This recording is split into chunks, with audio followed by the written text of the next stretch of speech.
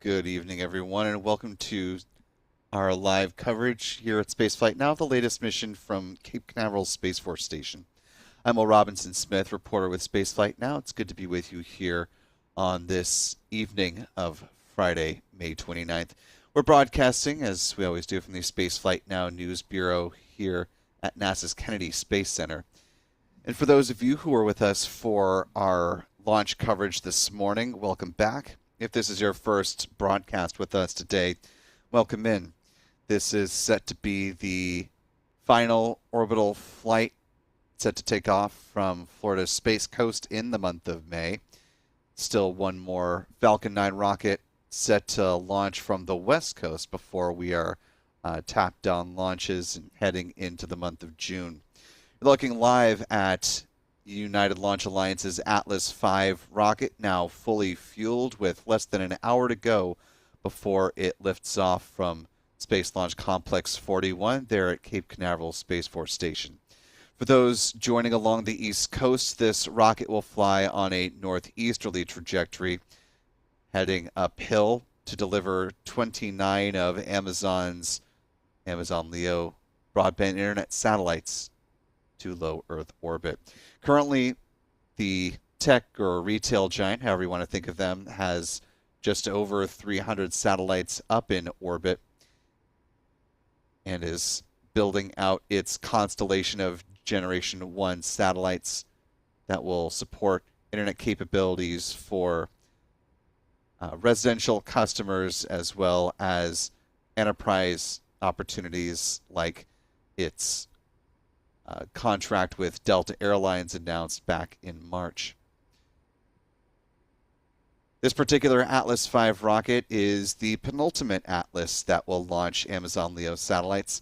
We'll talk more about what is still on tap for Amazon as it builds out its own constellation designed to compete with other broadband providers in low Earth orbit like SpaceX and its Starlink constellation and OneWeb.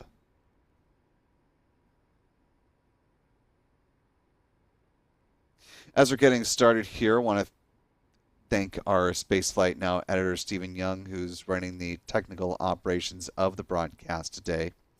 We've got the full team out and about, scattered across both at the press side as well over on the Cape side as we're getting ready to hopefully track this Atlas V rocket once it does leave the pad.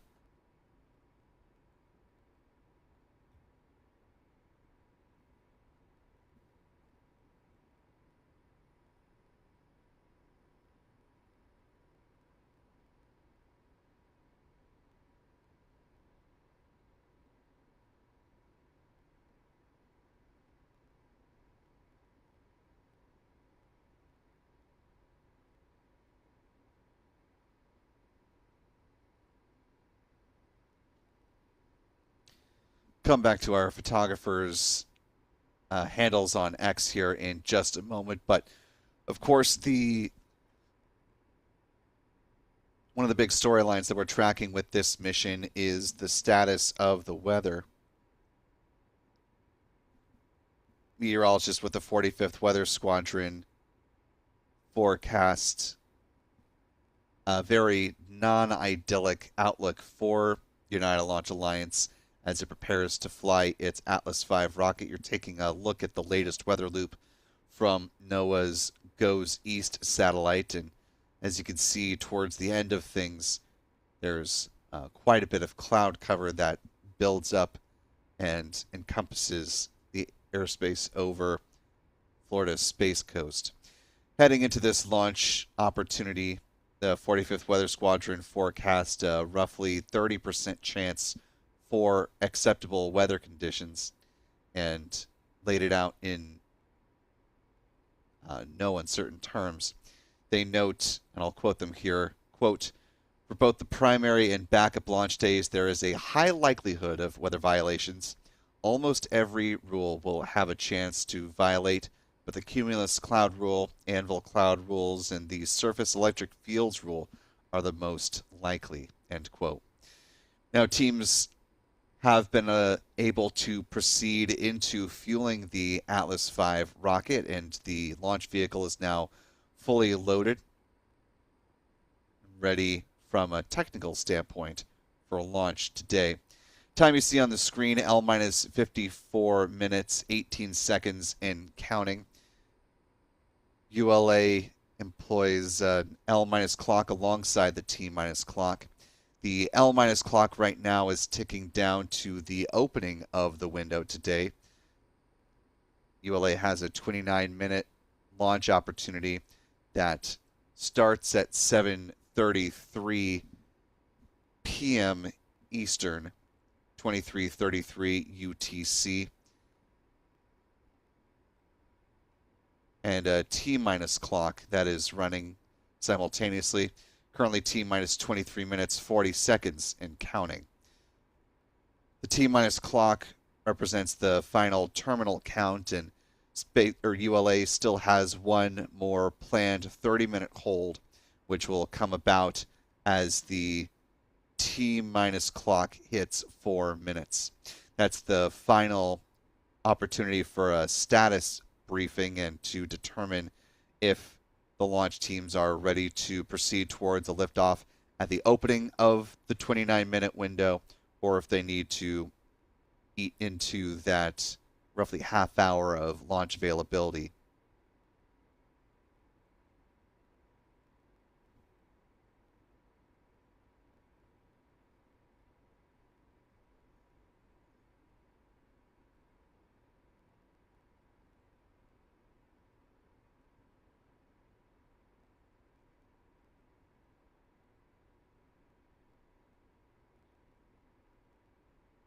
If ULA is unable to launch today because the weather is not ready to play ball, the conditions tomorrow are virtually identical to what is on tap for today. So not much better in a 24-hour turnaround from a meteorological perspective per the 45th Weather Squadron.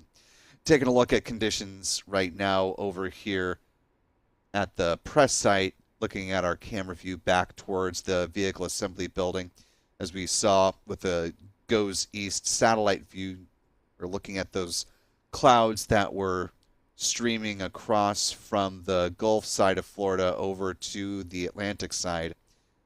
Here's a preview of what is to come. You can see just a little bit of a peek of a nice golden sunset, just making its presence barely known there beyond the vehicle assembly building. Teams with NASA and the Exploration Ground Systems busily working inside the VAB since the core stage arrived from the Michoud Assembly Facility.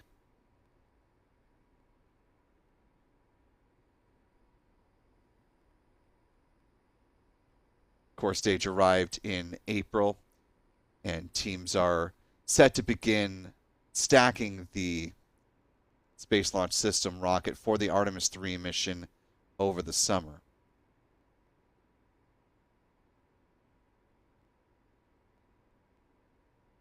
Of course, one of the biggest storylines of the past 24 hours, which if you're watching the broadcast at this point of the count, you're undoubtedly aware of, Blue Origin did suffer an unfortunate incident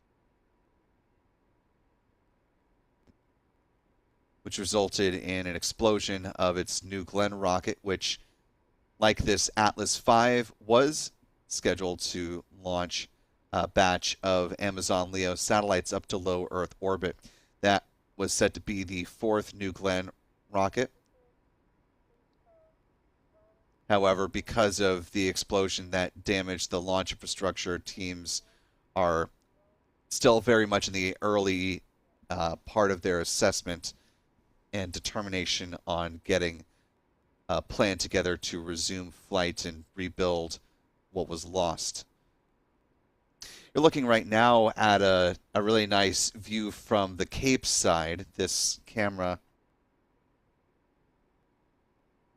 this is from our Adam Bernstein's perspective. It shows the now 2 fully operational vertical integration facilities that ULA has. These are the dual tracks, both literally and figuratively, as there are rail tracks that run from both VIFs to the pad. This allows ULA to run simultaneous stacking operations for its remaining Atlas rockets, and eventually these two VIFs will support simultaneous tracks for Vulcan flights. ULA has been going through the process of stacking its first Vulcan rocket inside the VIF A, which is VIF Amazon there, the one that's closest to the camera, touching the countdown clock in the upper right-hand corner of the screen. ULA will, sometime after this Atlas V launch proceeds, they're set to conduct a wet dress tanking test of its Vulcan rocket out at the pad. Teams are still working through their anomaly investigation following the USSF 87 mission back in February. ULA had to ground its Vulcan rocket since then while it determines a fix for the burn-through that was experienced on one of the solid rocket boosters manufactured by Northrop Grumman. There was a static fire test of an SRB that included some updates from Northrop Grumman. We've got an article up on our website, spaceflightnow.com, talking a little bit more about that, but still to be determined exactly when Vulcan will get back to the pad in preparation for its next launch. But from our pre-Artemis II conversation with ULA's Gary Wentz, the first return-to-flight mission for Vulcan is slated to be a mission for Amazon Leo constellation. The other VIF that is able to stack and integrate the Atlas V rockets, and that has been the VIF historically used by ULA at this pad for its Atlas launches. That will remain the what ULA designates VIF-G, or the VIF that is designed to support government-focused launches.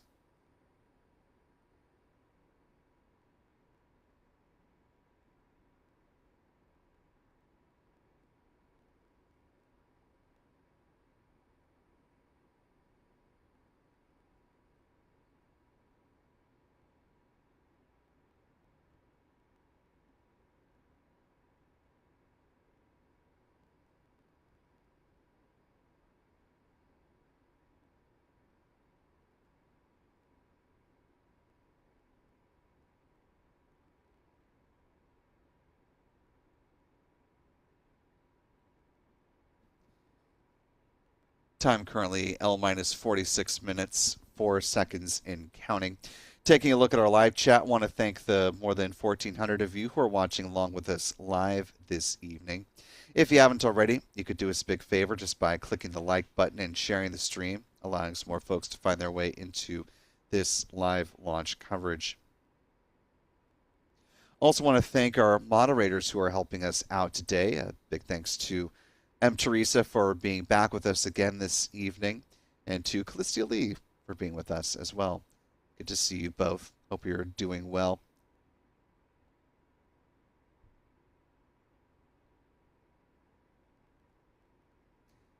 This and every other live launch opportunity are made possible in no small part thanks to our wonderful channel member community here on YouTube. So big thanks to folks like U.S. Army Wife, Mark Mayu, Richard W., MedTech, Mark P., Master Dad Bane, and many, many others. Channel membership comes with a number of perks, including discounts at our online shop, which is shop.spaceflightnow.com, access to member-only videos here on YouTube, and access to our members-only Discord server.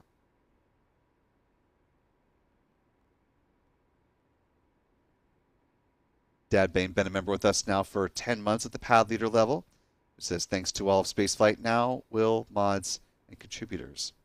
Thank you for the kind words. Also want to thank another one of our channel members, Artemis, unaffiliated with the NASA program of the same name, but want to give a big thank you to Artemis for gifting 100 Spaceflight Now memberships. That is very kind of you. Thank you so much, Artemis. And also, thanks for the very generous $100 super chat. That is, again, really quite generous of you, and we certainly appreciate the support at that level.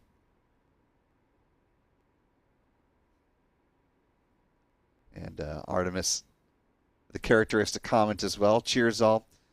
Leroy Buttersworth Crumpleton Jenkins IV. Thank you, Artemis. Just about 43 and a half minutes remaining on the clock.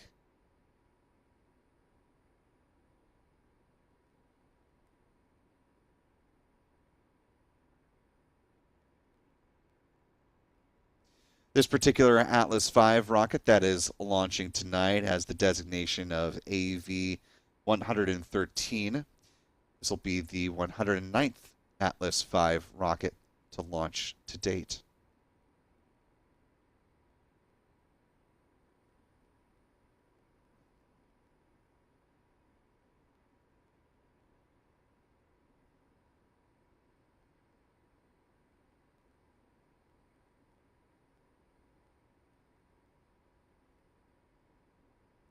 This being the Amazon Leo 7 mission for ULA, represents, as one might guess, the 7th batch of production satellites that United Launch Alliance has flown up into orbit for Amazon Leo. In its first series of flights, the company was launching a batch of 27 Amazon Leo satellites, originally referred to as Project Kuiper, both internally and externally at Amazon. The company rebranded to Amazon Leo, and starting with the Amazon Leo 5 mission, they were able to finish an assessment of the Atlas V rocket and its launch capabilities with the RD-180 engine, the solid rocket boosters combined, and determined that they were able to fly an even larger payload than before. 29 satellites now launch on every Atlas V rocket, and currently Amazon has a suite of more than 100 total launches aboard rockets, ranging from SpaceX's Falcon 9 to ULA's Atlas V and Vulcan rockets, Europe's Ariane 6, and Blue Origin's New Glenn. As you can see with the New Glenn rendering of the stack on the right-hand side, that is what the batch of satellites that was bound for the NG4 mission set to launch on June 4th. That's what it, well, would have looked like on the rocket, and the payload was encapsulated inside inside New Glenn payload fairing. But according to Amazon, those satellites were still inside the company's payload processing facility at the Kennedy Space Center when the explosion happened, and so were far away from the detonation and remain unharmed.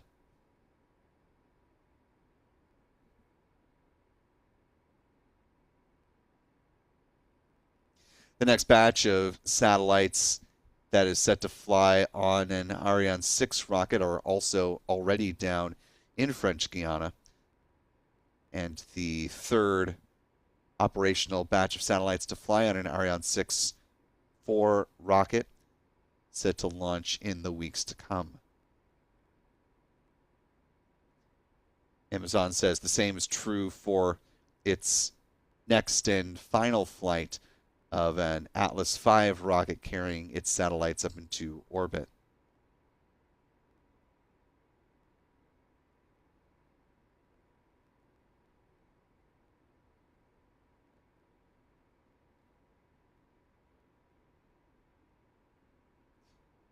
the final launch of Amazon satellites on an Atlas V rocket, while it will be the last customer flight, a non-government customer flight for ULA with the Atlas V rocket. It is not the end of the Atlas story just yet. There are still 6 Atlas V rockets that have been set aside to launch the Boeing CST 100 Starliner spacecraft that are still being held in reserve for NASA and Boeing when that spacecraft is deemed ready to resume launches.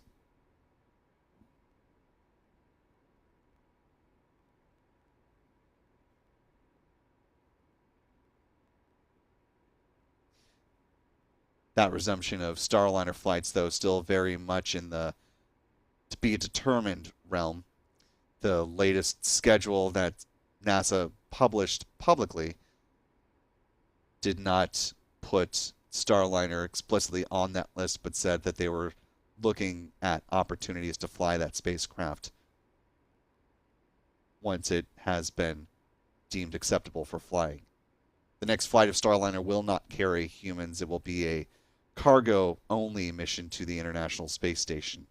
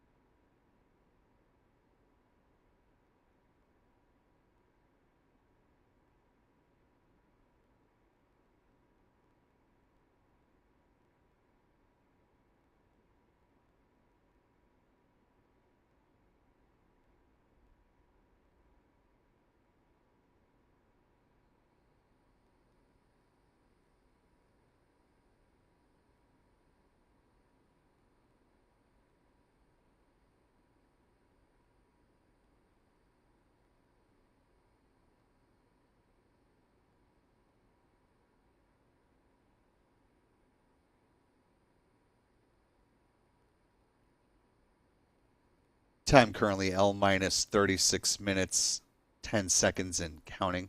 We're just a couple of minutes away from ULA hitting the final planned hold. Again, that's set to last 30 minutes as scheduled.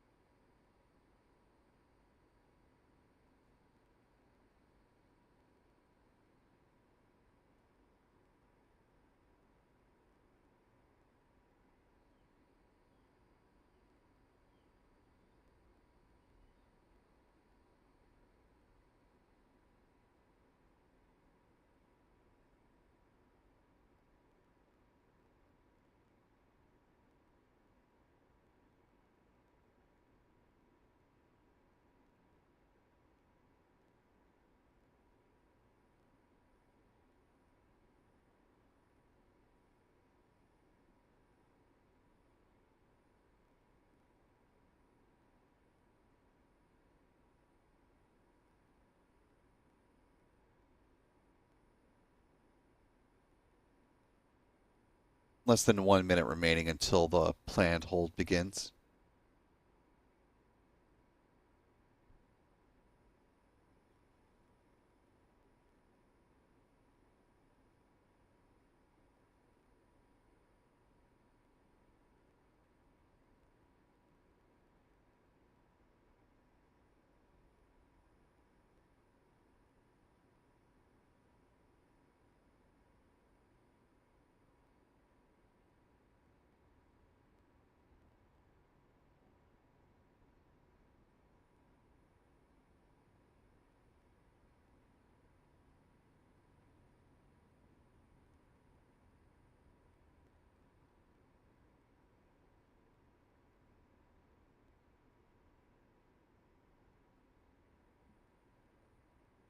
ULA is now T-minus 4 minutes and holding.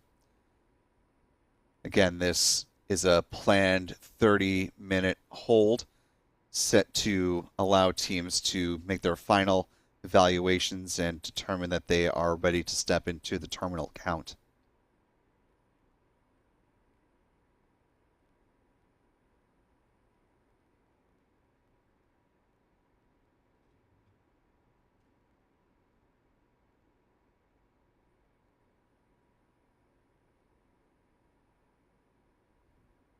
Aside from keeping a very close eye on weather conditions, the count has been fairly quiet for ULA.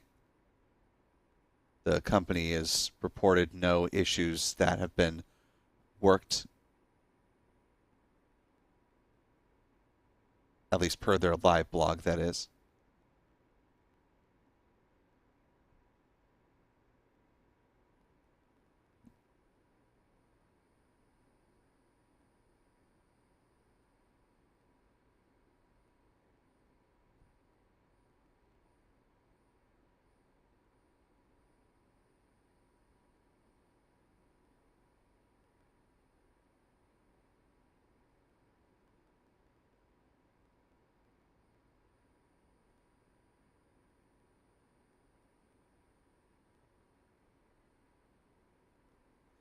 The Centaur upper stage is set to perform just one burn of its main engine, the RL-10.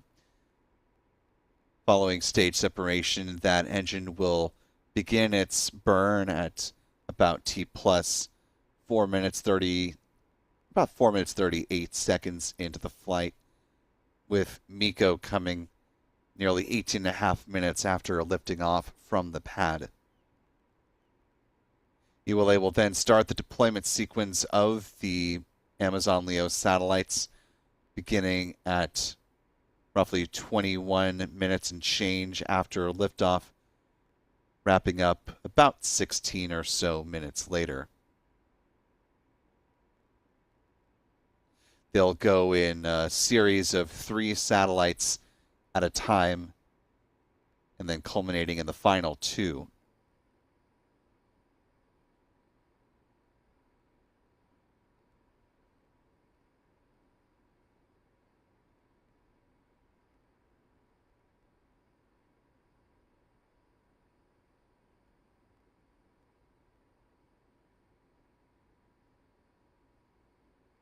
With just about half an hour remaining on the clock, I want to thank the more than 2,100 of you who are watching along with us live this evening. If you haven't already, you could do us a big favor just by clicking that like button and sharing the stream to allow more folks to find their way into this live launch coverage tonight. Also want to thank a few channel members as we take a look at the nice, but from a launch perspective, still somewhat ominous clouds over the Florida Space Coast. Our thanks to channel member and moderator Callistia Lee for being a member with us at the launch director level, and again, one of our moderators. And with us now for 26 months. Who says, so happy I stumbled into this amazing channel over 2 years ago. Love my Spaceflight Now family. Back at ya.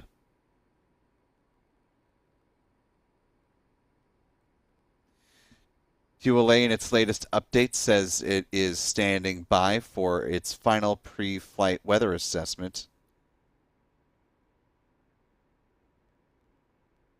The team confirms no technical issues are being worked at this time.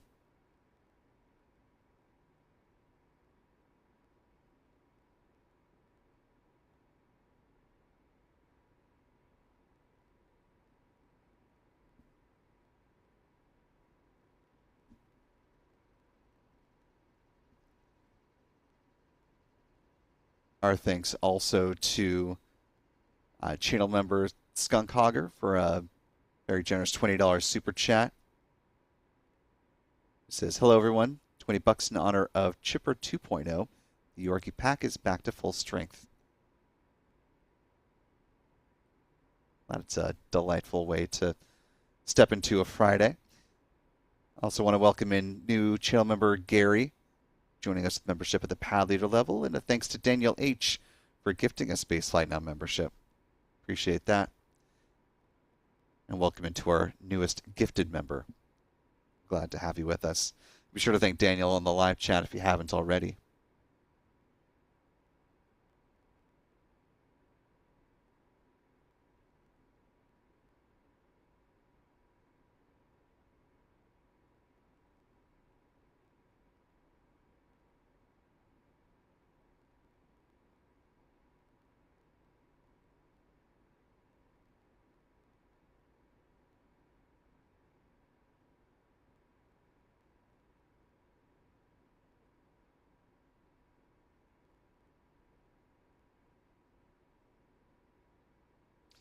And with the results of that pre-launch weather assessment, teams have determined that weather is go for liftoff.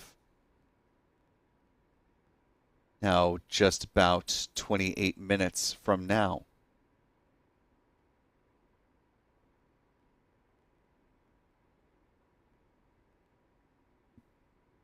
So weather looking dismal heading into this launch opportunity, but the launch weather, 45th Weather Squadron, I should say, and their launch weather officers have determined that during the window that ULA has for this mission tonight, conditions have crystallized in a way that they feel confident in allowing the launch to proceed at this point in time from a weather perspective.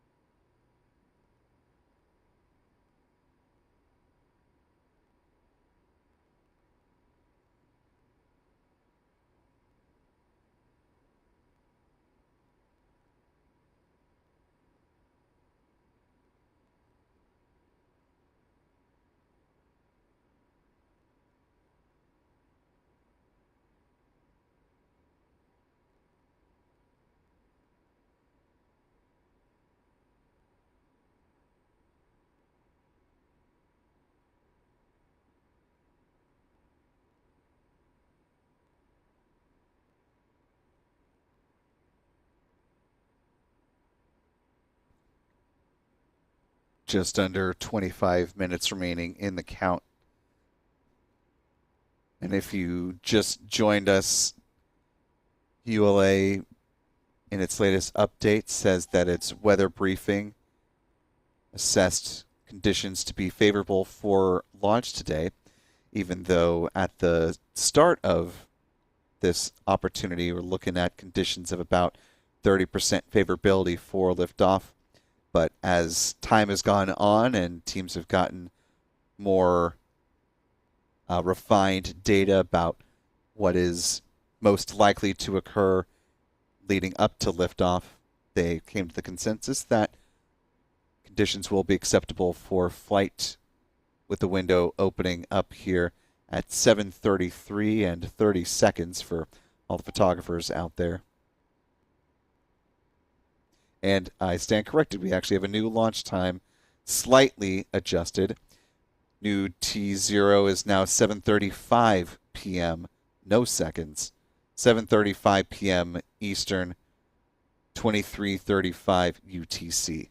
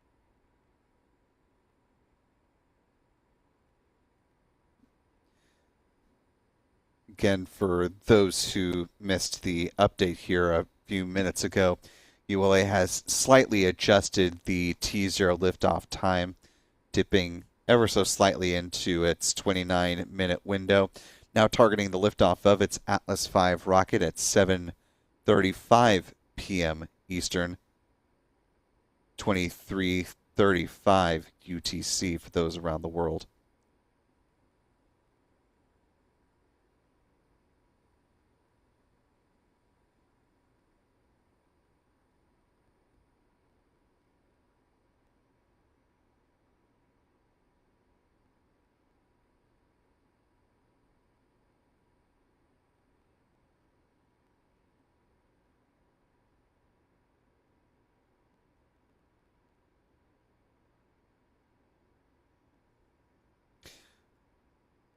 Another update from ULA, the teams have confirmed that upper level winds are determined to be acceptable for launch. So another bit of good news.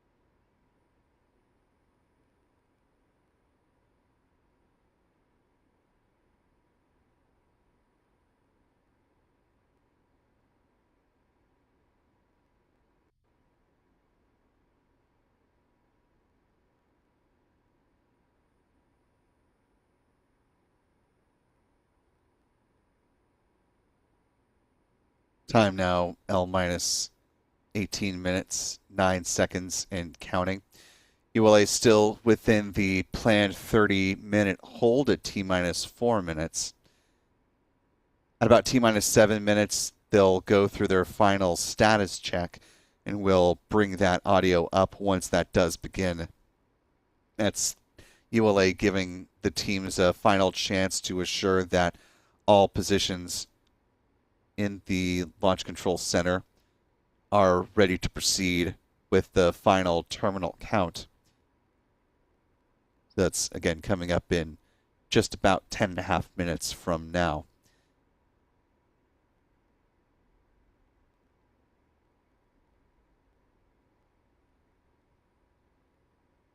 Looking towards the launch of the Atlas V, you can see this graphic created by ULA, which shows the trajectory of the mission.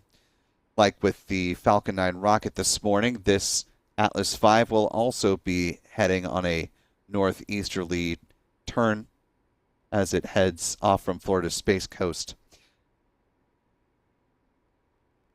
So hopefully for all of our friends that are watching along the East Coast, you have fairly clear skies in your neck of the woods. And if you are able to capture a view of the Atlas V as it takes flight, be sure to tag us on social media. We are most places simply at Spaceflight Now.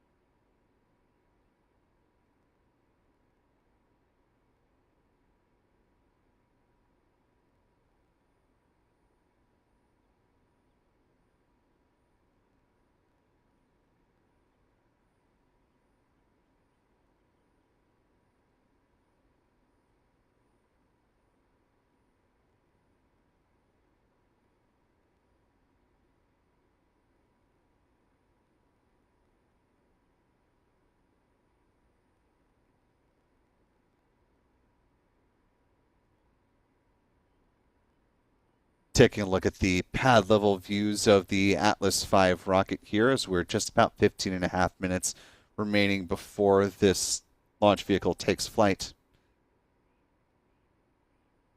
And a look now inside the Launch Control Center there.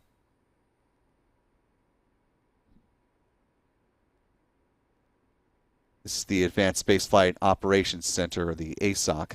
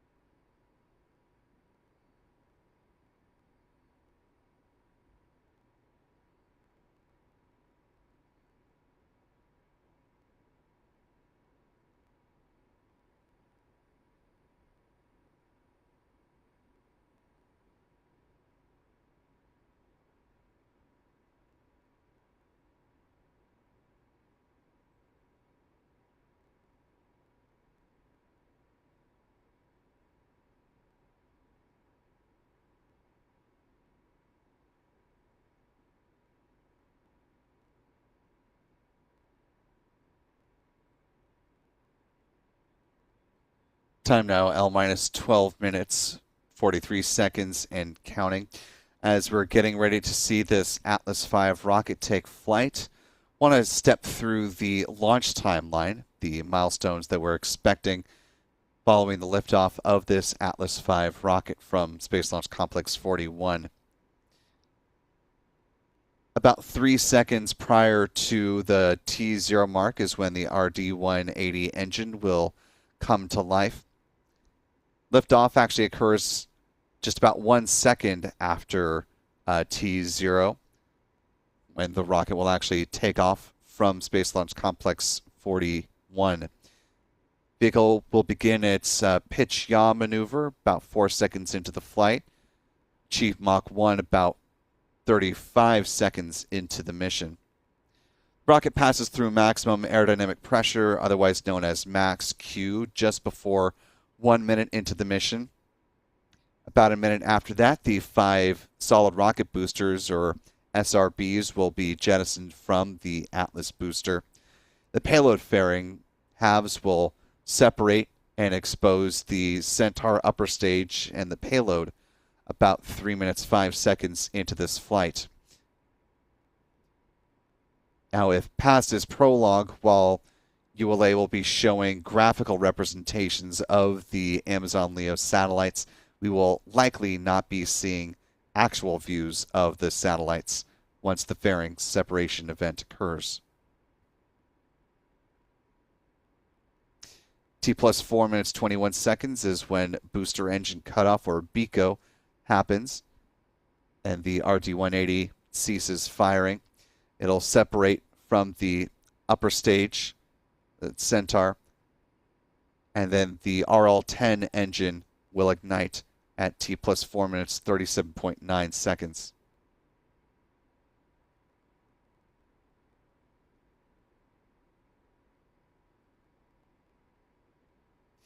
At T plus 18 minutes 21 seconds is when the RL-10 engine will conclude its burn, and that'll set up the deployment phase for the Amazon LEO satellites, 29 in total on the rocket. The Amazon LEO satellites will be released in batches of 3, and then the Centaur will rotate to the correct orientation for the next series.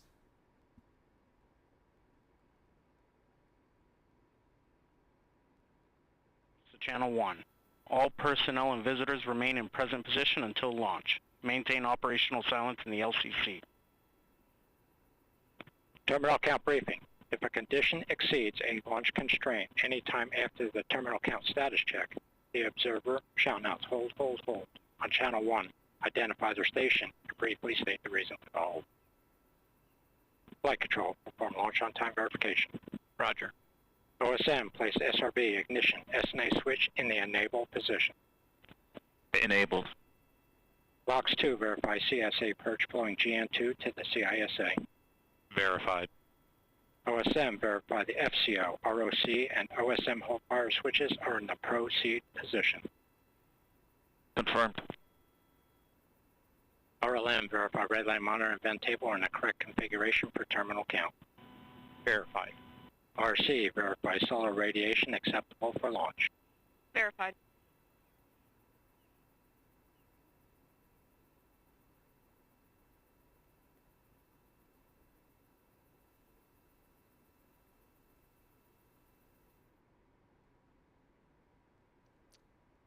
Hearing updates from the launch team. Roger. All steps are complete prior to the status check. LC switch to the ready position.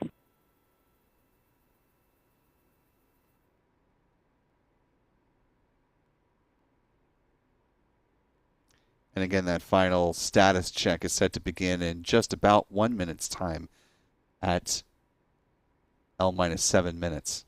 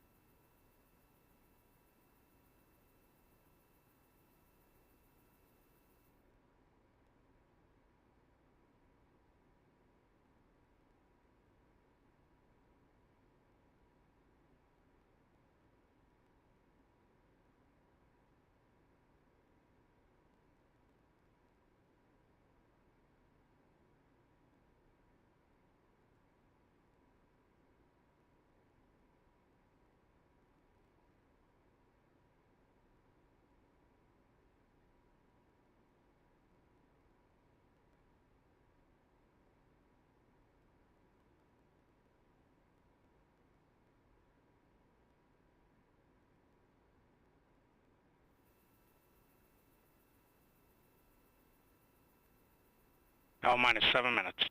Status check to proceed with terminal count. Atlas systems, propulsion. Go. Hydraulics. Go. Pneumatics. Go. LO2. Go. Water. Go. Centaur systems, propulsion. Go. Pneumatics. Go. LO2. Go. LH2. Go. Gas. Go. Electrical systems, airborne. Go. Ground. Go. Facility. Go. RFFTS. Go. Flight control. Go. GCQ. Go. Op support. Go. COM. Go. Umbilicals. Go. Environmental control systems. Go. Red eye monitor. Go. Quality. Go. Ops safety officer. Go. ULA safety officer. Go. Vehicle system engineer. Go. Anomaly chief. Go. Range and weather. No go due to weather. And do you have estimated clear? Estimated clear time is 23:45 Zulu. Roger. Launch director, we have a no-go for weather. Expect to clear 23:45. Copy. I'll be coming back to you with a new T0 momentarily. LC, not ready. Retain will stand by here awaiting a new T0.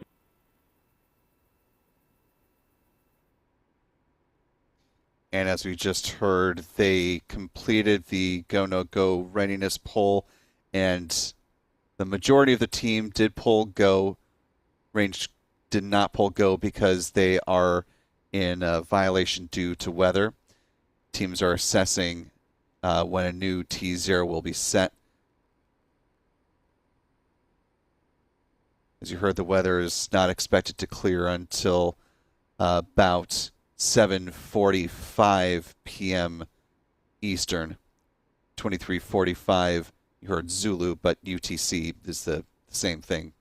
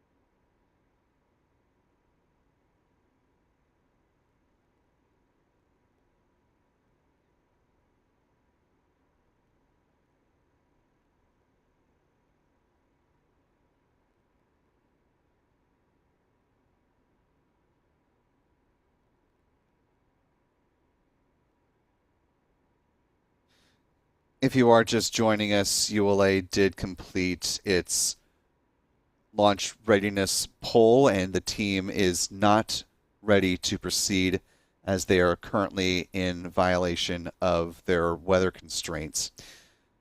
The range officer said that the weather expected to clear at about 7:45 p.m. Eastern.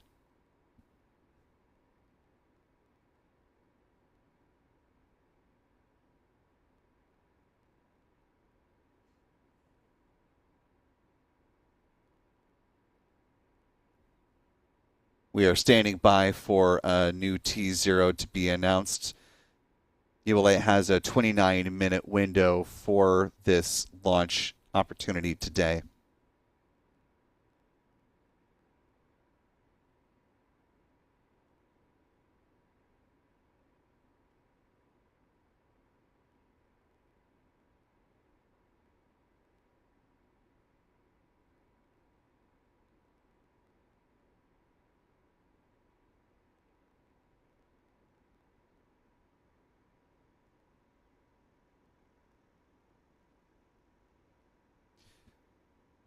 Not to sound redundant, but for those who are just arriving as we're about a minute away from the opening of the window, actually just now entering in the opening of the 29-minute window for ULA. Teams completed the readiness poll and polled that they are currently no-go for launch due to weather violations and constraints. They have, again, a 29-minute window that opened up at 7:33 and 30 seconds p.m. Eastern. So still have maneuvering room tonight. Range officer said that the constraining weather is expected to clear at about 7:45 p.m. Eastern, 23:45 UTC.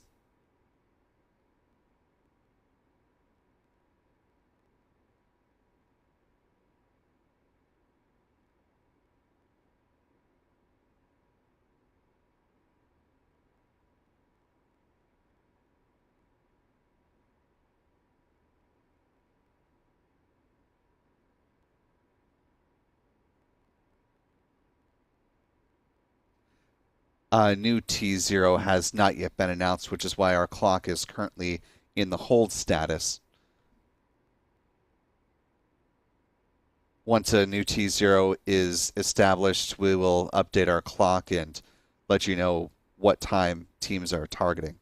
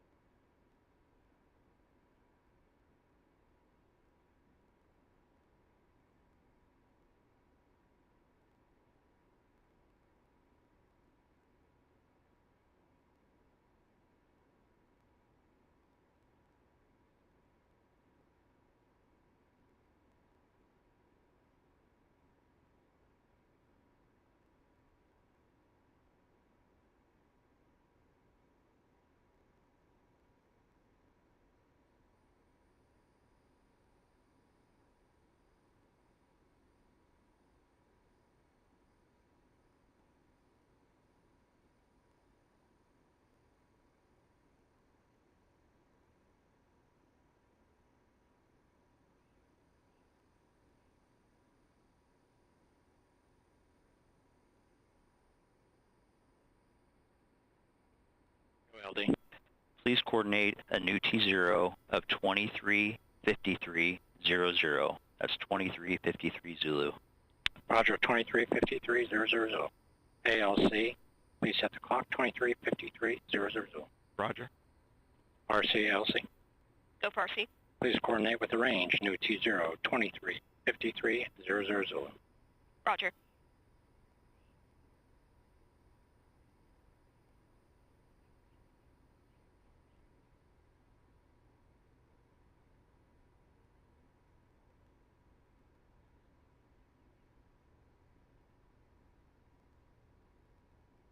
Countdown clock has been set with new T0 of 23:53 Zulu.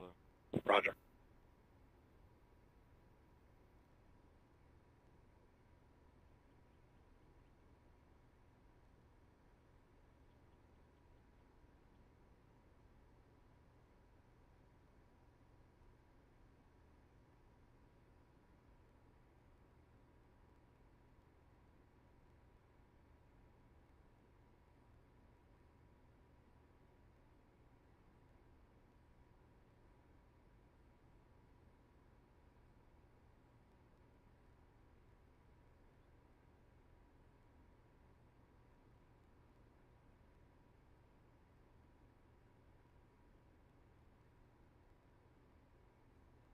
Time now currently L minus 15 and a half minutes ahead of the new T0 that we heard being established, that being 7:53 p.m. Eastern or 23:53 UTC for those around the world.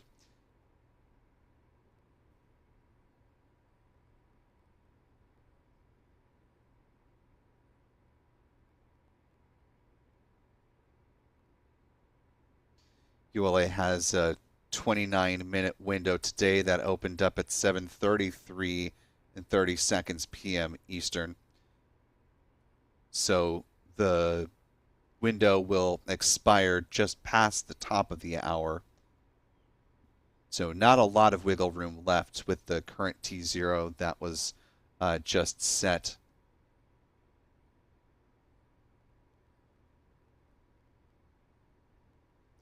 At this point in time, even with the new T0, the latest from ULA is that they are still in violation due to the presence of anvil clouds over Cape Canaveral. One of the things that is tracked for any rocket launch, whether it be ULA in their Atlas 5, SpaceX Falcon 9, or what have you, is the potential for interference from lightning and the risk of the rocket attracting or generating its own static electricity if it passes through thick clouds. The risk with anvil clouds is that detached anvil, while you can sort of get a sense things are somewhat calm here around the Space Coast right now, detached anvil can bring the impact of a distant thunderstorm quite a ways, potentially as much as dozens of miles or more. The new T0 of 23:53:00 Zulu has been coordinated and approved on the range. Roger. All right, team, we have an approved T0. L count is about to hit L minus 13 minutes. We'll re-perform the status check at L minus 7 minutes.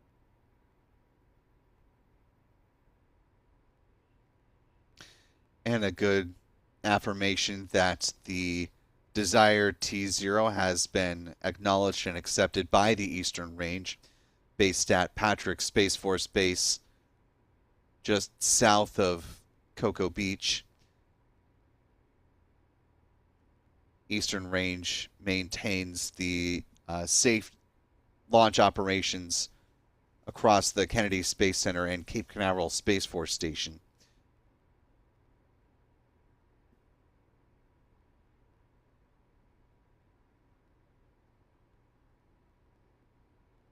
Space Launch Delta 45 in the Eastern Range also closely monitoring and involved with the immediate response to the explosion of Blue Origin's New Glenn rocket last night, and worked quickly to make an assessment and determine that while there was damage at Launch Complex 36, that other pads around the spaceport would still be able to proceed with their respective launches, which is why we had a good flight of SpaceX's Falcon 9 this morning, and why we hope to see ULA successfully lift off with their Atlas 5 rocket, now coming up in about 11.5 minutes.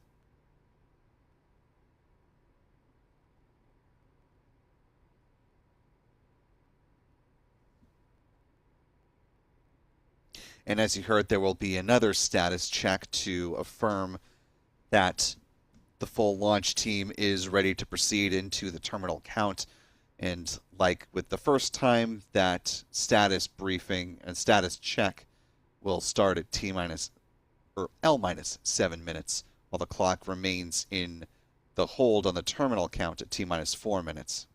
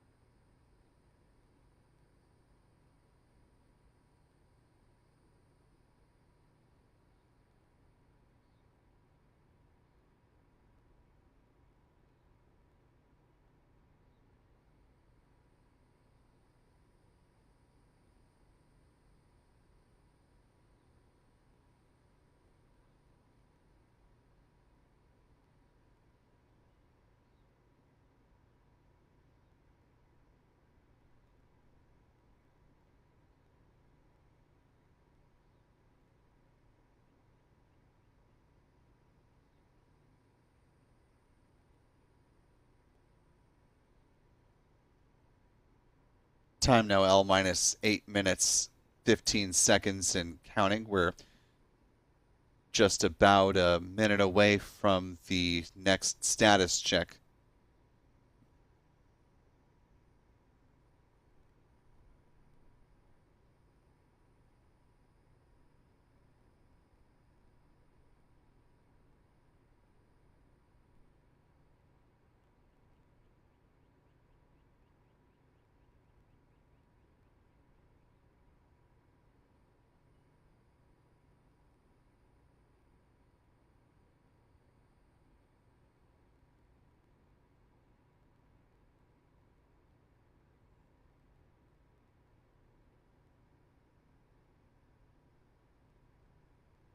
Just under 30 seconds remaining to the start of the status briefing. We'll bring that audio in once it does begin.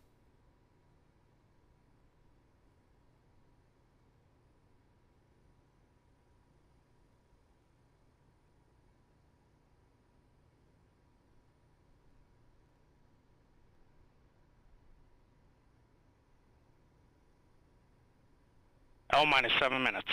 Status check to proceed with terminal count. Atlas systems, propulsion. Go. Hydraulics. Go. Pneumatics. Go. LO2. Go. Water. Go.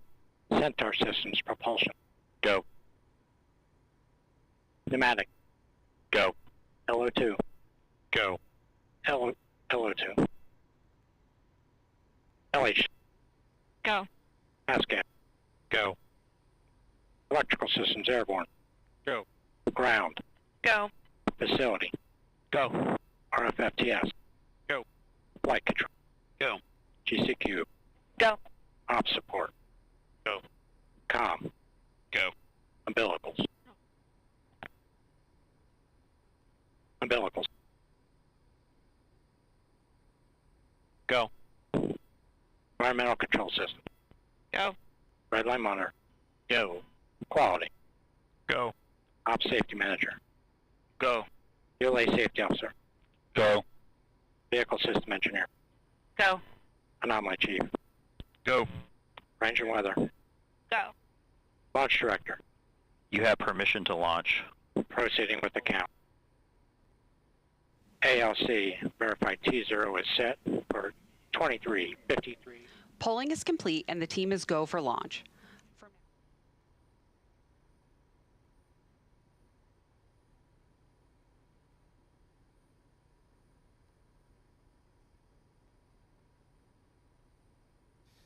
And as we just heard, teams have pulled go across the board to proceed into the terminal count and head into a launch attempt coming up here at 7:53 p.m. Eastern. The L minus clock and the T minus clock will sync with one another in 1 minute.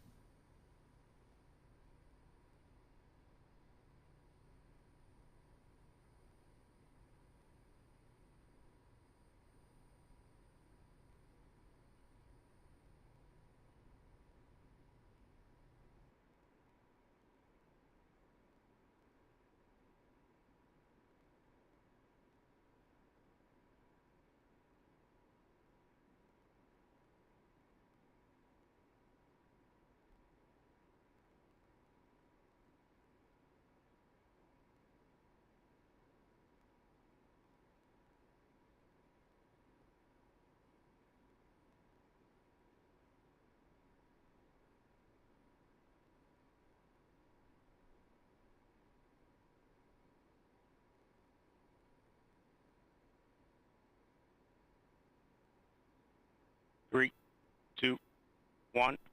Mark. 4 minutes and counting. 3:55. Ground pyros enabled. The countdown clock has resumed.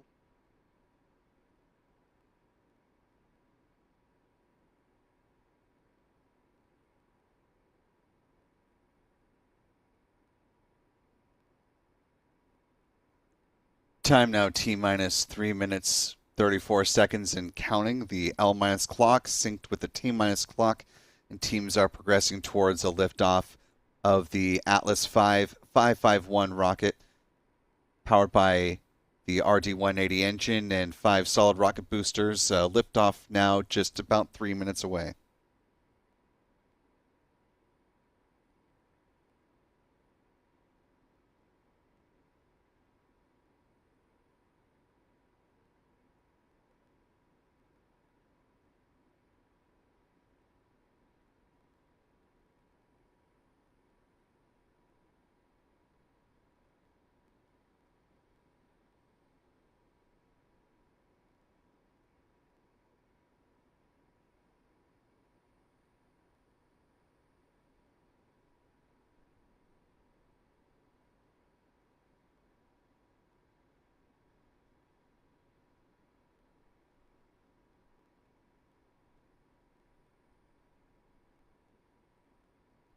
Just under 2.5 minutes remaining now before the planned liftoff of the Atlas V rocket.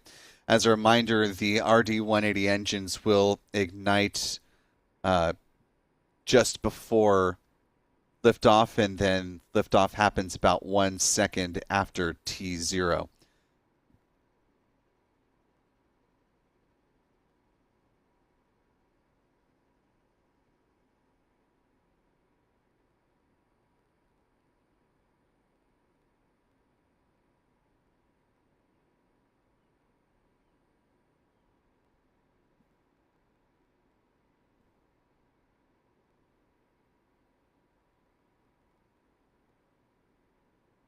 $140. Launch enabled. 137. FTS armed. T-minus 90.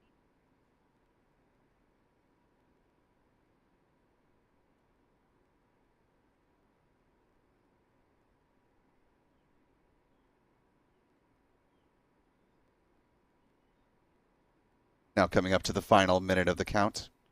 No issues being worked by ULA at this time.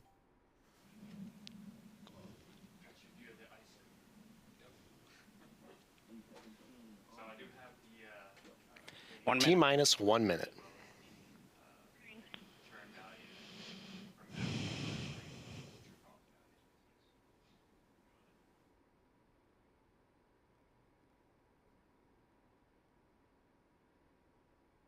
$45 seconds. 40. Stable at step 3.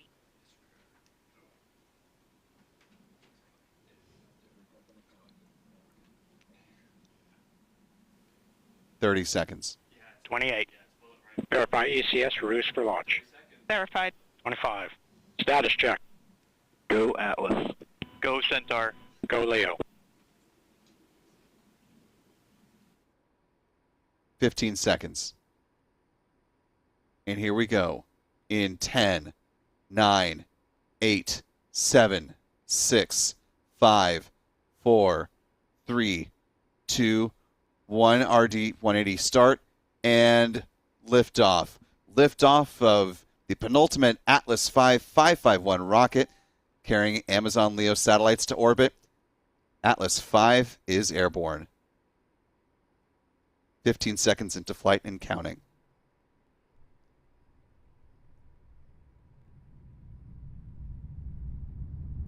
Seeing a good pitch roll yaw maneuver there. Nice roll. Getting it to the right attitude. 30 seconds into flight.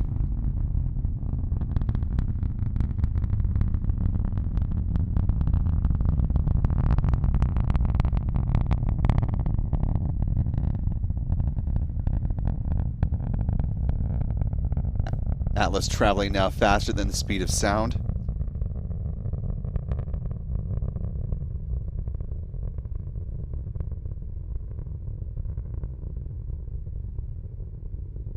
Now 1 minute into flight, passing through max Q, the point of greatest aerodynamic pressure on the vehicle.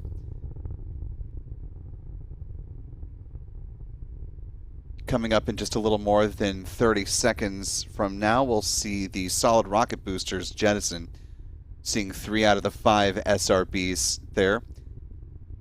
RD-180 engine throttling down in preparation for that SRB jettison. Half of its original liftoff weight.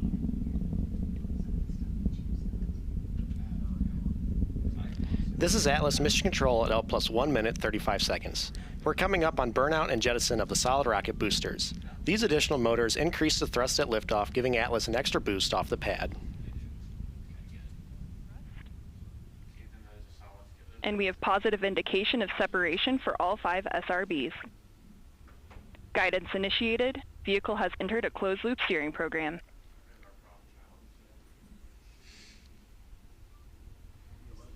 Now 2 minutes into flight. Coming up, the next major milestone is to see the deployment of the payload fairings.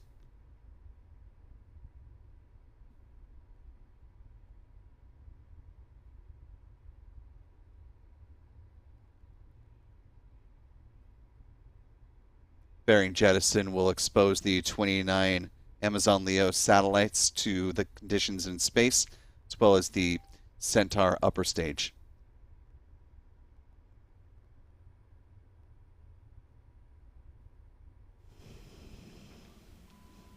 The vehicle is holding acceleration steady in preparation for PLF jettison. RCS bottle pyro. This is Atlas Mission Control at L plus 2 minutes 50 seconds. In just a few moments, we'll have jettison of the payload fairings.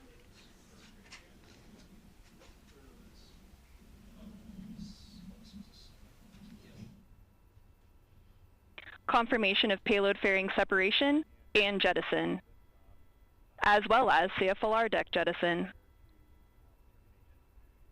RD-180 throttling up as expected. We've now heard confirmation of payload fairing jettison.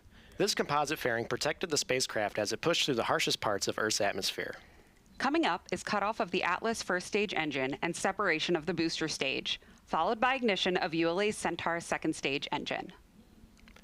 These events occur when the first stage has escaped Earth's atmosphere, getting above the Kármán line and entering into space. ULA's Centaur upper stage, with the Amazon Leo satellites attached, then takes over on a trajectory to a precise location in low Earth orbit. Let's listen in as we approach these milestones. 30 seconds remaining until BECO. We've begun the boost phase chill down to prepare the second stage.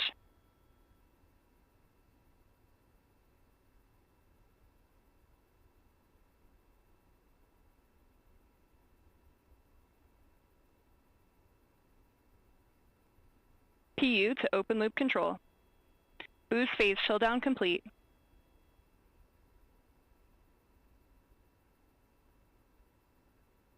BECO. RD-180 burn has concluded. Booster separation confirmed. Centaur fuel and liquid oxygen pre-start.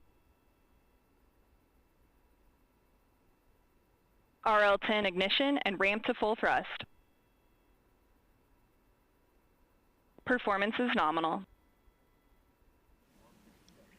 This is Atlas Mission Control at L plus 4 minutes 50 seconds. We just heard ULA's flight commentator confirm the successful completion of the early milestones in today's flight, and all systems continue to operate nominally. We have about 13 minutes until we reach our next mission event, shutdown of Centaur's main engine. During our break in commentary, we'll continue to stream live animation from flight.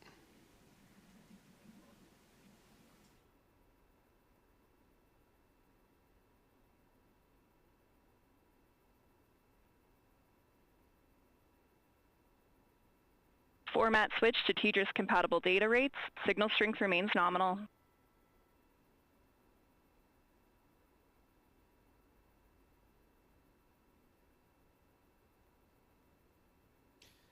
And as we've heard, a lot of good milestones there for the Amazon Leo 7 mission. Currently in the first and only pre-deployment burn of the Centaur RL-10 PU has transitioned to closed loop control. engine there. This burn will last until about 18.5 minutes into flight. At that point, the RL-10 engine will shut down and they'll begin the deployment sequence. RCS thermal conditioning firings continue as expected. That'll happen at about 21 minutes and change into the flight. Vehicle continues down the center of the range track and is 680 miles downrange.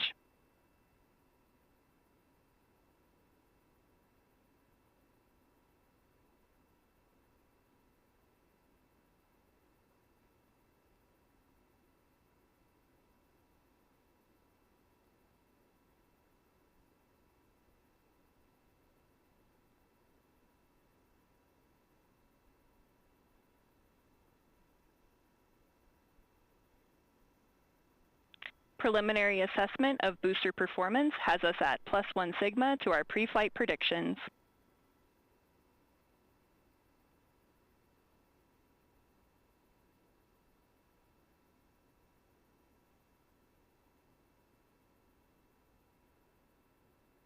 Expected attitude adjustment to align with TDRS East satellite.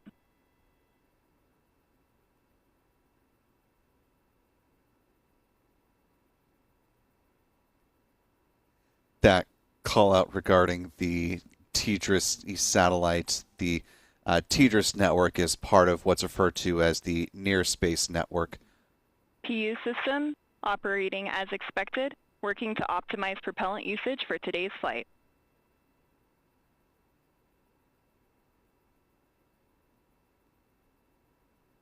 Part of a series of satellite network that allows for communications with rockets and spacecraft during flights RCS coordinated duty cycling as expected. with NASA and its partners.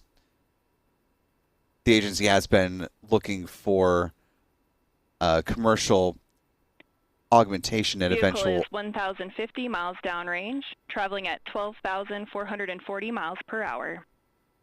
off-ramping from the aging TDRS network. It's still in the process of contracting that out. Right now, you're looking at a graphical representation of what is happening with the Data Centaur quality continues to be nominal. upper stage during flight. You can see the telemetry data in the bottom right-hand corner of your screen. And this gives a sense of the orientation of the Centaur upper stage and the 29 Amazon LEO satellites currently on board. And it'll be this graphical view that we see during the deployment sequence of the 29 spacecraft for Amazon. RCS line temperatures have converged to bottle temperatures as expected.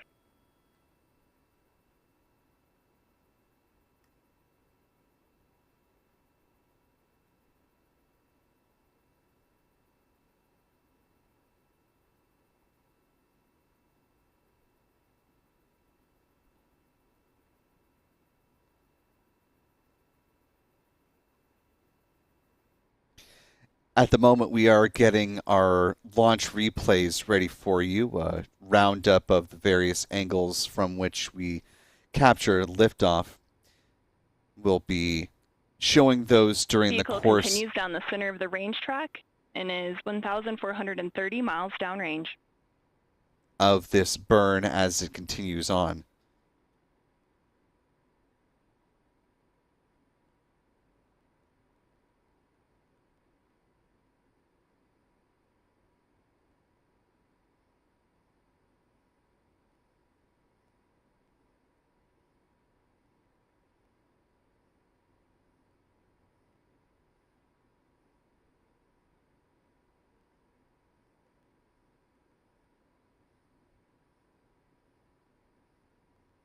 PU system continues to drive toward an optimal mixture ratio.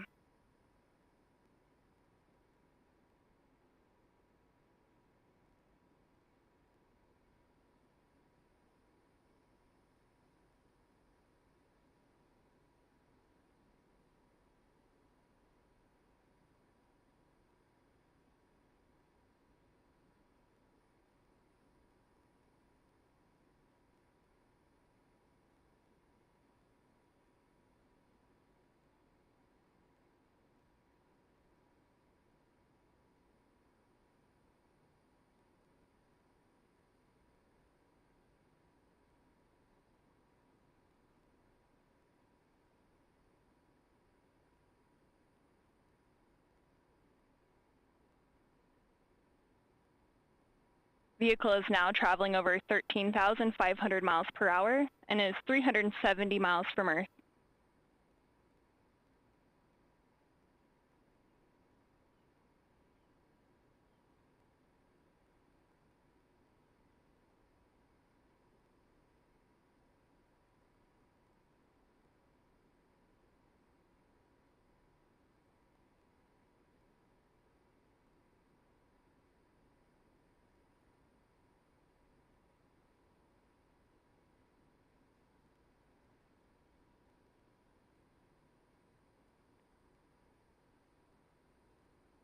After MECO 1, there will be a 3-minute coast period before starting today's spacecraft separation sequence. We are carrying 29 satellites that will join Amazon's LEO constellation. There will be 10 deploy events, 3 events per tier, 3 satellites each, and a final 2 satellite separation from the cake topper. Each deployment event is spaced 1 to 3 minutes apart. Each separation will be initiated with an ARM command, followed by a deploy command from the ULA flight computer. After the deployments occur, there will be a roll maneuver if required to the next SV separation attitude, and a settling event to maximize the relative distance between spacecraft. After which, Amazon will maneuver their assets to their operational orbits.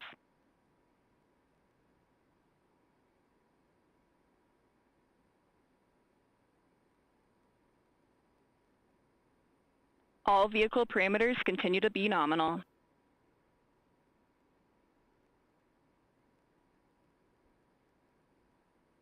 Five minutes to MECO.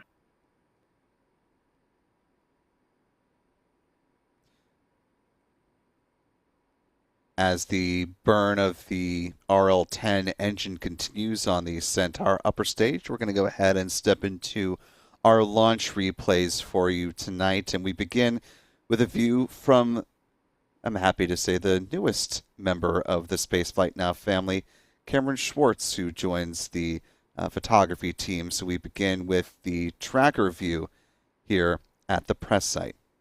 Engine operating parameters continue to look good. 3, 2, 1, RD 180 start, and liftoff. Liftoff of the penultimate Atlas 5551 rocket carrying Amazon LEO satellites to orbit. Atlas 5 is airborne.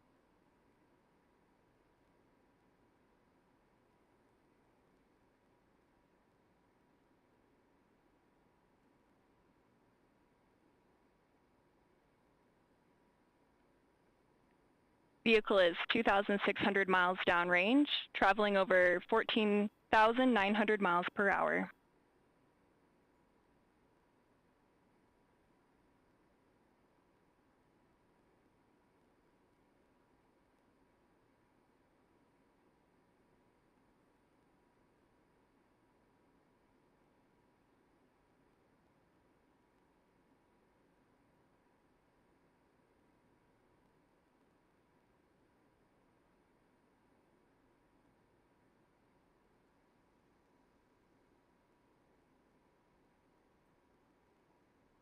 We are now 15 minutes into today's flight.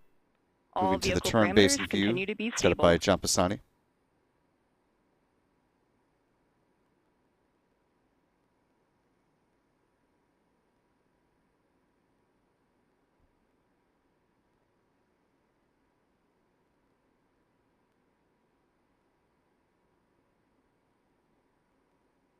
PU system continues to operate as expected.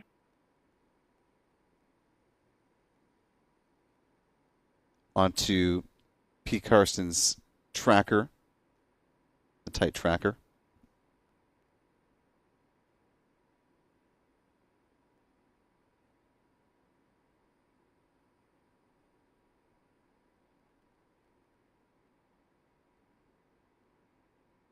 Vehicle is 3,100 miles downrange, traveling over 15,800 miles per hour.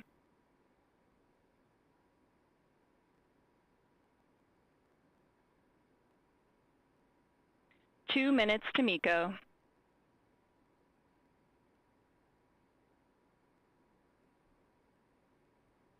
RCS duty cycling as expected.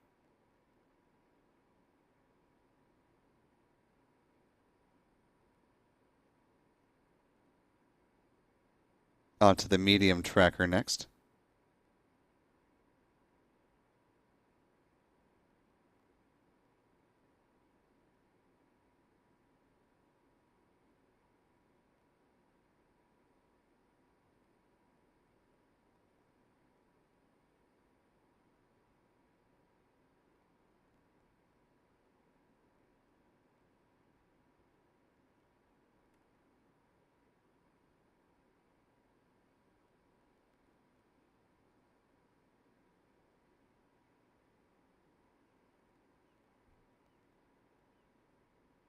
1 minute to MECO.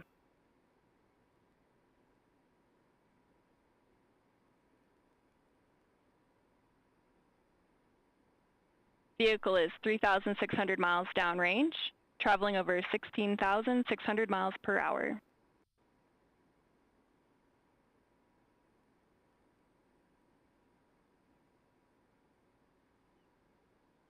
All vehicle operating parameters continue to be nominal.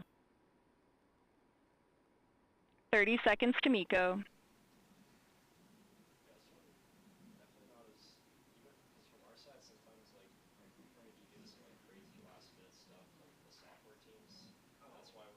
This is Atlas Mission Control at L plus 17 minutes.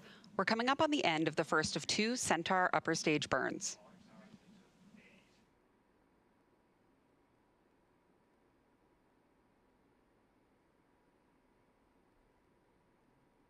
PU to open loop control. Onto the Cape Side MECO, tracker. this concludes the first burn controlled of the by Centaur Adam. upper stage. RCS on for settling. We've just heard confirmation of the successful first burn. In about 2.5 minutes, we'll begin the deployment sequence for 29 LEO satellites into low Earth orbit. This will take about 16.5 minutes to complete.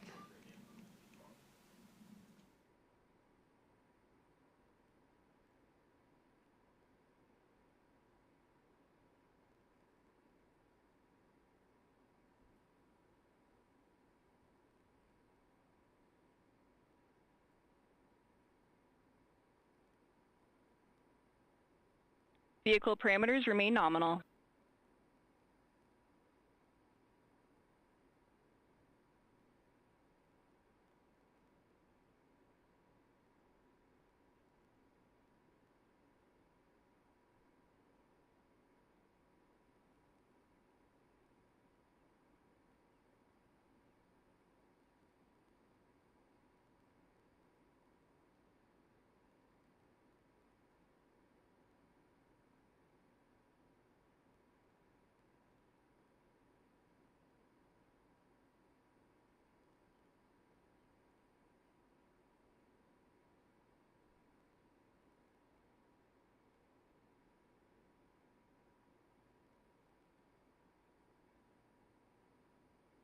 Vehicle is now coasting just over 17,000 miles per hour. With the launch replays now concluded, we are awaiting the start of the deployment sequence for the Amazon Leo 7 mission. Now 20 minutes into flight. Deployment set to begin in now just about 1 minute's time.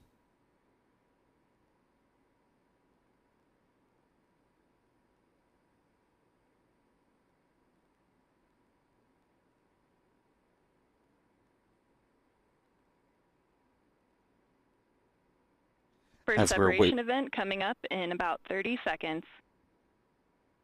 And as we await that separation event, This is Atlas Mission Control at L plus 20 minutes and 30 seconds. We're coming up on the start of the LEO satellite deployment sequence.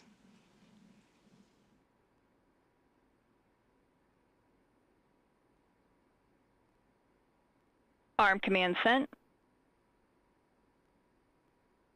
Deploy command sent.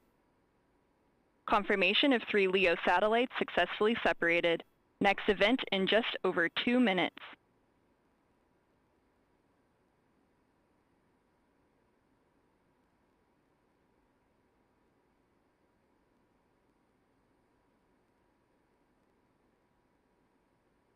Vehicle has begun performing a roll maneuver for the next SV-SEP event.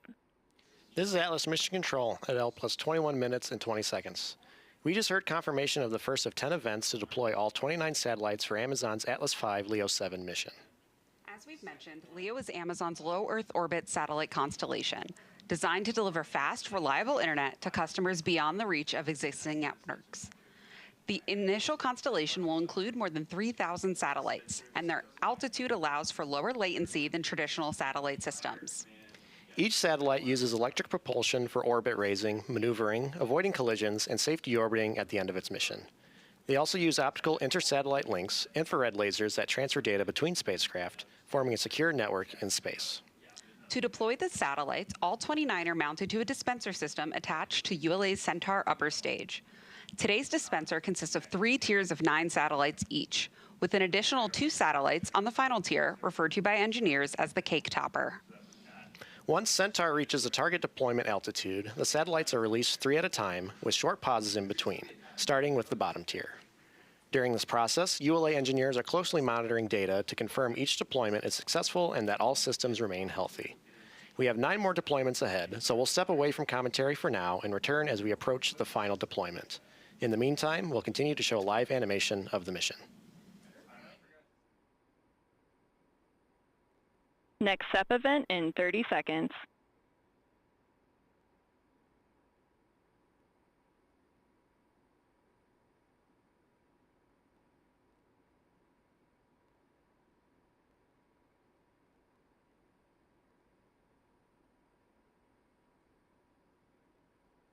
Arm command sent. Deploy command sent. Confirmation of 3 more LEO satellites successfully separated. Next event is in just over 2 minutes.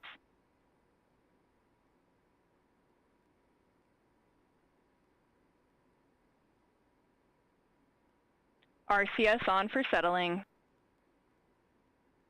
Begin roll maneuver in preparation of next separation event.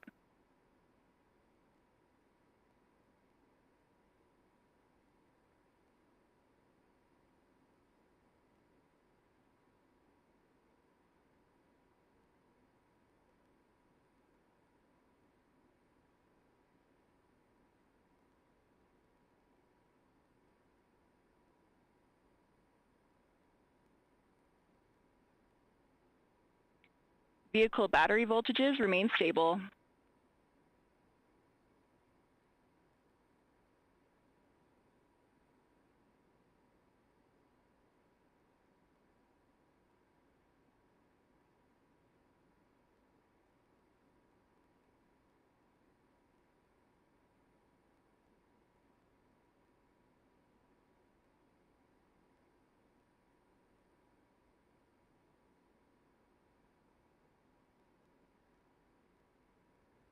Vehicle is 6,300 miles downrange, still coasting just over 17,000 miles per hour.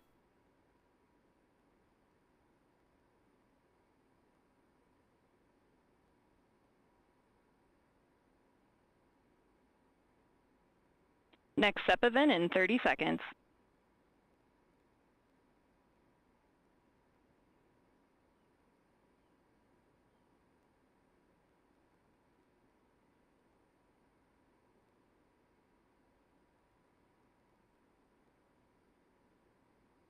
Arm command sent.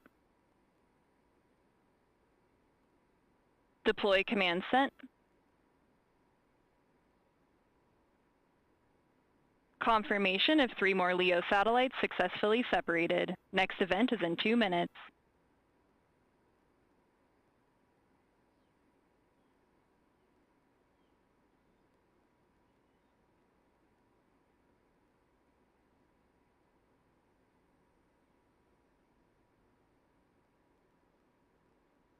RCS on for settling.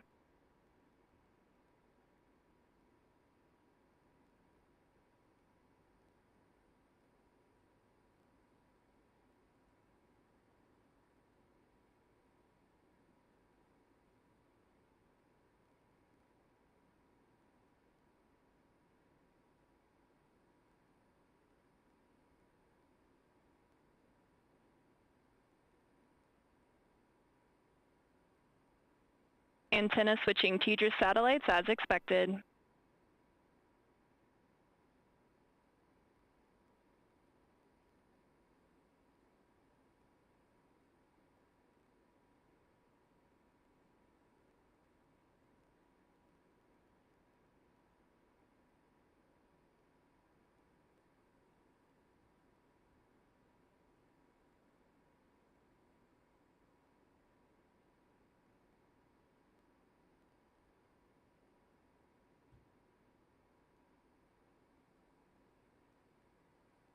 Thirty seconds to the next SEP event.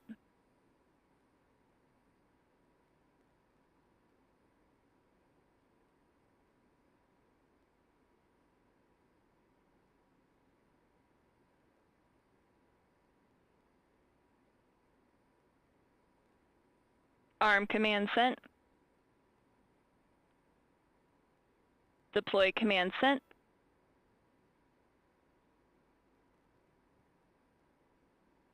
Confirmation of 3 more LEO satellites successfully separated. Next event is in just under 2 minutes. RCS on for settling. Begin roll maneuver in preparation of next separation event.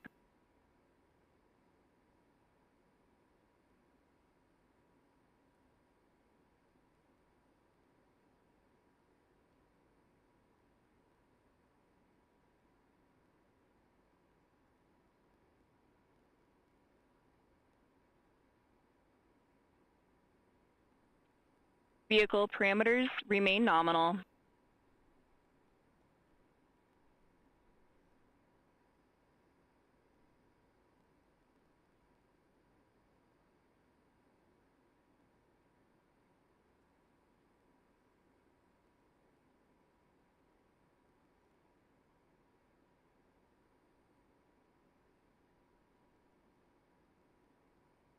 Vehicle is 7,400 miles downrange.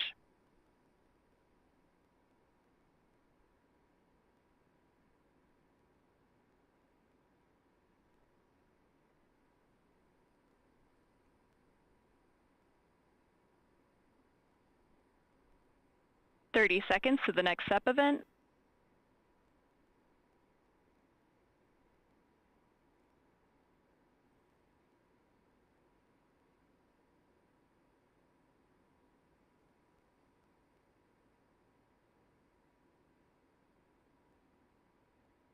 Arm command sent. Deploy command sent. Confirmation of 3 more LEO satellites successfully separated. Next event is in just under 2 minutes.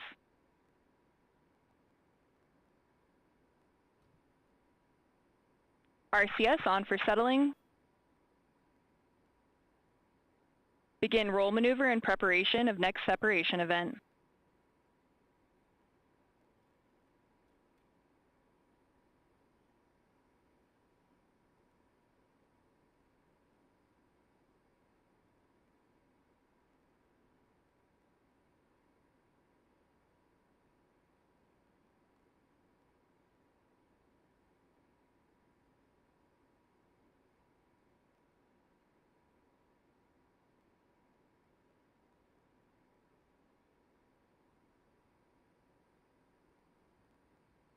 Fuel tank pressures remain stable.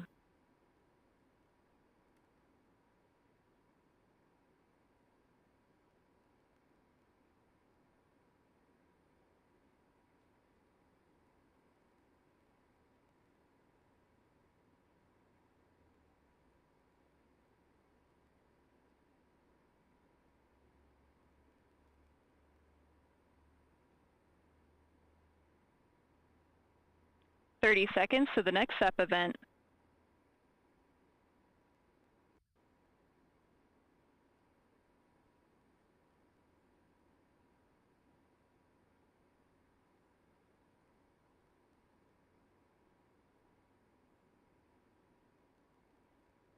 Arm command sent.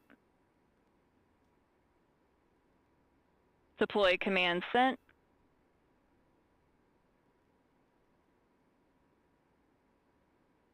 Confirmation of 3 more LEO satellites successfully separated.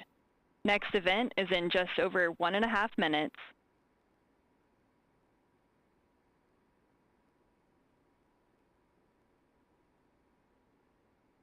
RCS on for settling.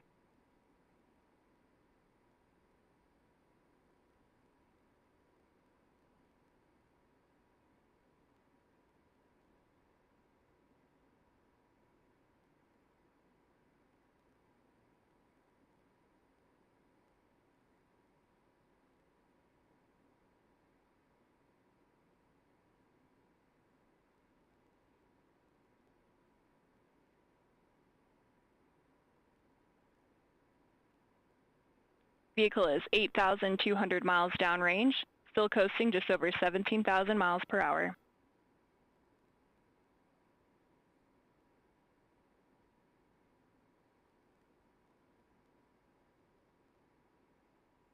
30 seconds to the next SEP event.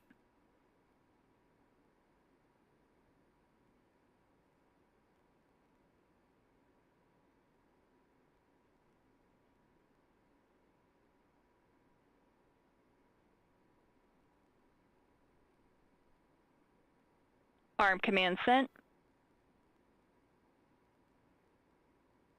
Deploy command sent.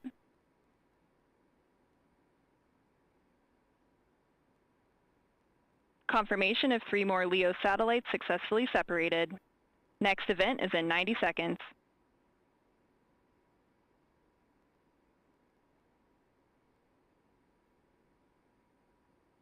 RCS on for settling. Begin roll maneuver in preparation of next separation event.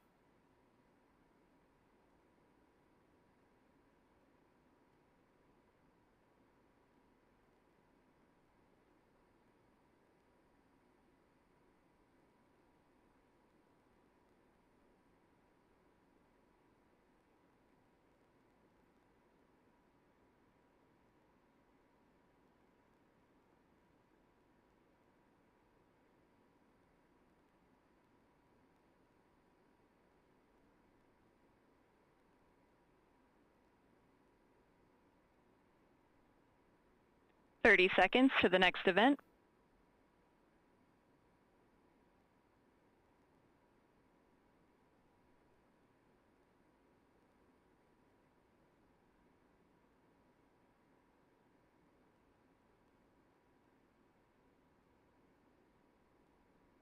Arm command sent. Deploy command sent. Confirmation of 3 more LEO satellites successfully separated. Next event is in just under 90 seconds.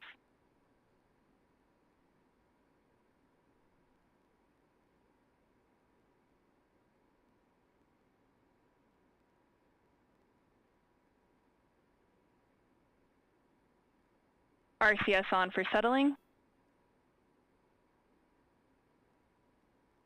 Begin roll maneuver in preparation of next separation event.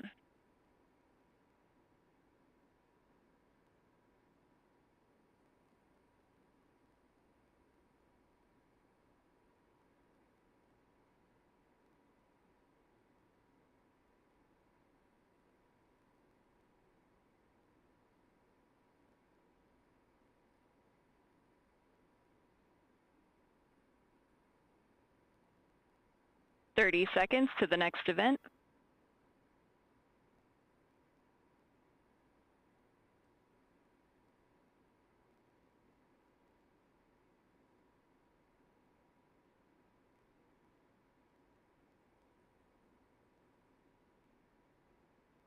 Arm command sent.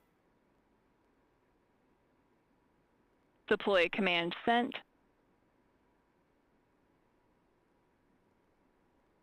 Confirmation of 3 more LEO satellites successfully separated. Next event is in just over 90 seconds.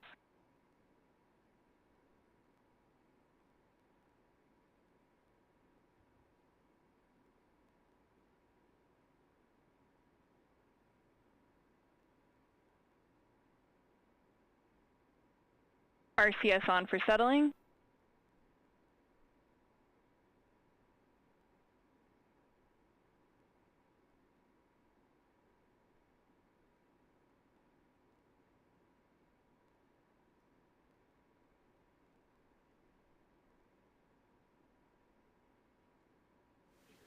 This is Atlas Mission Control at L plus 36 minutes and 30 seconds.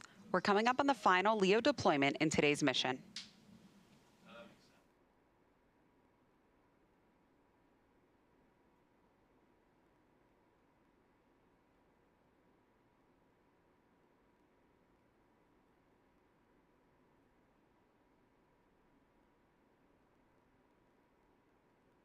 "30 seconds till our 10th and final separation event.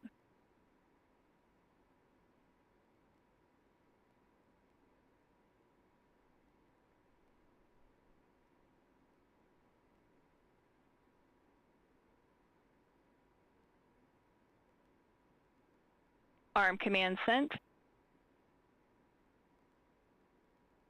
Deploy command sent.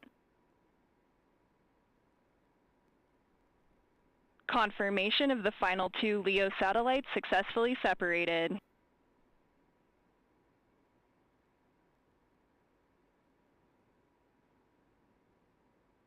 All 29 LEO satellites have now been successfully separated for our Amazon customer.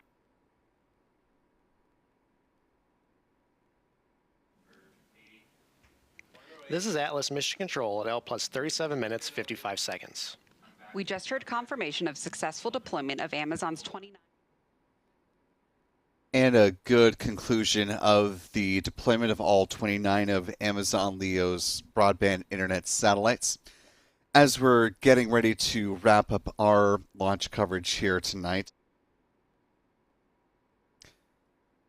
ULA commentators noting that the next launch of Amazon LEO satellites is scheduled for July. So teams not expecting a launch of the Atlas V rocket until the July timeframe, TBD on when during that month that rocket is set to fly. Of course, we'll let you know as we learn more from both ULA and Amazon as they look towards the final flight of an Atlas V rocket that supports a batch of Amazon LEO satellites. For those who missed it earlier, that won't be the final time we see an Atlas V rocket launch, but it will be the last time for at least a spell, since after that the remaining Atlas V rockets are going to be reserved for launching Boeing's CST-100 Starliner spacecraft. Forgive me, it's been a very long 24 hours here at Spaceflight now. Want to go to our chat before we go ahead and wrap things up with a look at the mission stats as they currently stand. Our thanks to K2 Hat with a $5 super chat saying hi again from Miko. Thanks for the coverage. As always, great job. Welcome aboard to new channel member Jedi Master Joe, joining us with membership at the pad leader level. Also want to thank channel member Rocket Lady Elizabeth for a very kind $10 super chat, who says, "Go Spaceflight now. Thank you from all your fans." Thank you, Elizabeth, for the kind words there. Good to see you again this evening. Andy Angler with a $5 super chat. Thank you, Angler. Don Flea with a $10 super chat as well. Thank you, Don. And K2 Hat writes back in with another $5 super chat saying, "No luck to see from Miko, Florida. Too many clouds. Thanks for the coverage again." And yes, it was thankfully good launch viewing from here near the pad, and hopefully for those who were too far away and too clouded out, we provided you a good launch viewing experience with our various photographers scattered about. Let's look at the mission stats now as they currently stand, with a good liftoff of the Atlas V rocket here tonight. That marked the third Atlas V launch of 2026. That was ULA's fourth orbital flight of the year, including launch of their Vulcan rocket on the USSF 87 mission back in February. This was the 101st launch of an Atlas V rocket under ULA and the 109th overall launch of an Atlas V rocket to date. With some broader industry stats, this was the 38th orbital launch from Florida and the final launch of the month of May from here on Florida Space Coast.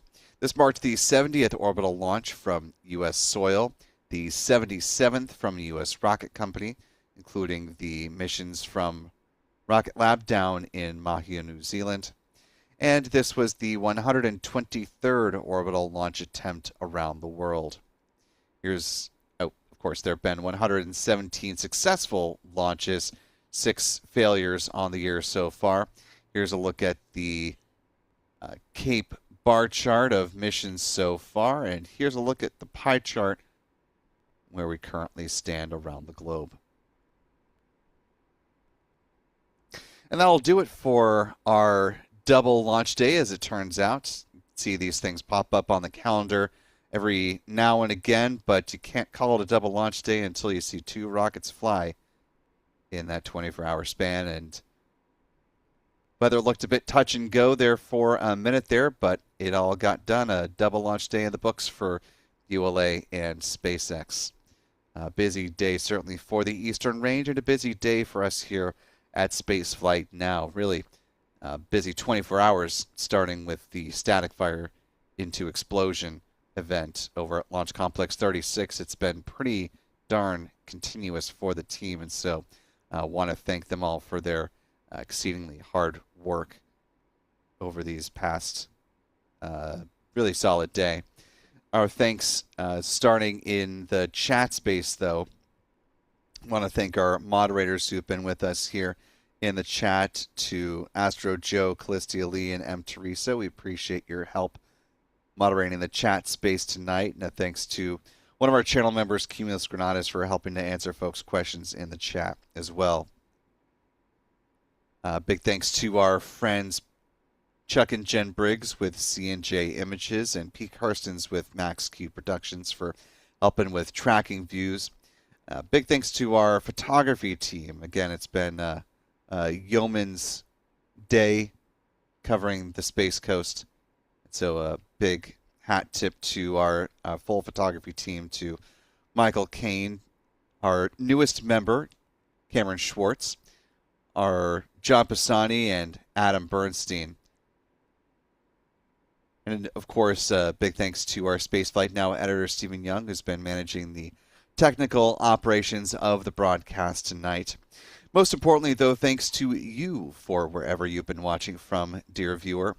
We sincerely appreciate your time and attention throughout the various pieces of reporting over the course of this conclusion to May, and we look forward to welcoming you back in for one final launch in the month of May. That is SpaceX's Falcon 9, set to lift off from Vandenberg Space Force Base. That mission coming up tomorrow morning. Just getting the latest launch time in front of me, make sure I got that right. Looking for departure of the Falcon 9 rocket on the Starlink 17-41 mission at 8:25 a.m. Pacific, 11:25 a.m. Eastern, 15:25 UTC for those joining around the world. For all of us here at Spaceflight Now, I'm Will Robinson Smith.